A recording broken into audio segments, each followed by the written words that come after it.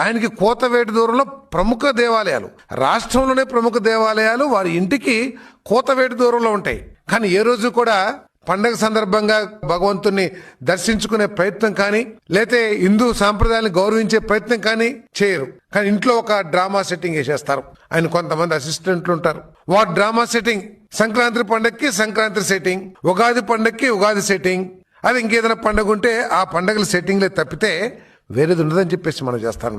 వారు నటిస్తున్నారని చెప్పేసి నేను ఎందుకు అంటున్నానంటే, నిజంగా వారికి హిందూ సాంప్రదాయాల పట్ల, హిందువుల పట్ల గౌరవము లేదా భక్తిభావం ఉంటే గనక ప్రతి మతానికి కూడా, వారు క్రిస్టియన్ కానివ్వండి, ముస్లిం కానివ్వండి, హిందువులు కానివ్వండి, వారి వారి పూజా విధానాలకి కొన్ని విధానాలు ఉన్నాయి. అనాదిగా కొన్ని వేల సంవత్సరాల నుంచి కూడా పూజా విధానాలు ఉన్నాయి.